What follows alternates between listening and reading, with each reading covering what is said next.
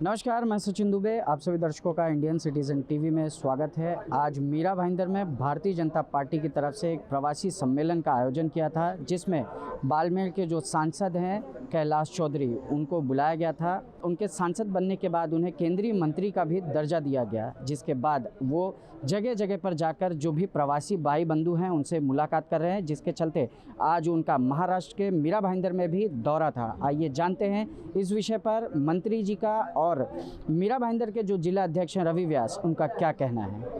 प्रवासी भाइयों से मिलने का कार्यक्रम हुआ। निश्चित रूप से प्रवासी भाइयों में उत्साह है। नरेंद्र मोदी जी की सरकार का जो काम हो रहा है उसको देखकर जो उत्साह हम सब देख रहे हैं, और साथ ही एग्रीकल्चर की जो योजना है कि धरातल पर उतरे, और इसके नाते सभी एग्रीकल्चर इंस्टीट्यूट और किसानों से भी मैं रास्ते में जहाँ भी जा रहा हूँ मिलना हो रहा है। तो निश्चित रूप से किसानों में भी उत्साह है और हमारे प्रवासी भाइयों के अंदर भी उत्साह है, और नरेंद्र मोदी जी के ऊपर जो सरकार की जो योजनाएं बनी उनके अंदर विश्वास है। ऐसा है कि किसानों के लिए जो ये कानून बने हैं वो किसान के हित के लिए बने हैं, और देश के किसान को आज़ादी दिलाने वाले कानून बने हैं। देश का किसान अब स्वतंत्र है, मन चाहे स्थान पर अपनी फसल को बेच पाएगा।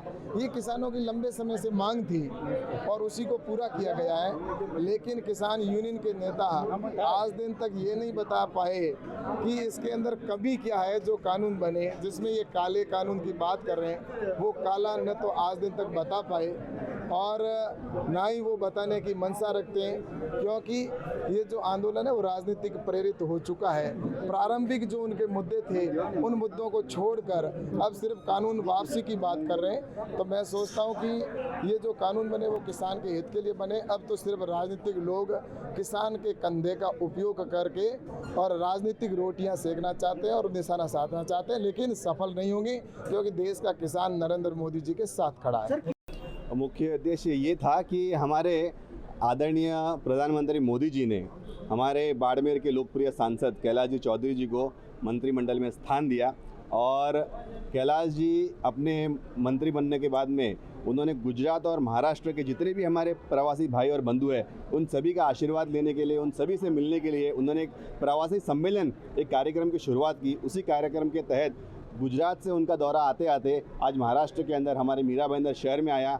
उन्होंने हमारे महेश्वरी भवन में काफ़ी सारे हमारे जितने भी प्रवासी बंधु हैं उन लोगों ने उनसे मुलाकात की, उनका स्वागत किया, और कैलाश जी ने और अन्य हमारे बाड़मेर जिला के सभी मान्यवरों ने हमें सभी को मार्गदर्शन दिया।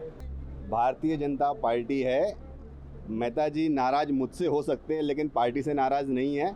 और मैंने पहले भी कहा है कि जब भी पार्टी या कोई भी कार्यक्रम होता है या पार्टी का आदेश होता है या पार्टी का चुनाव होता है या जो भी पार्टी के जब समय समय पर जो भी कार्यक्रम होते हैं, अवसर होते हैं, उन सभी में भारतीय जनता पार्टी के चाहे वो कार्यकर्ता हो, पदाधिकारी हो, नेता हो, वो सभी एक साथ में एक चेहरा बनकर काम करते हैं।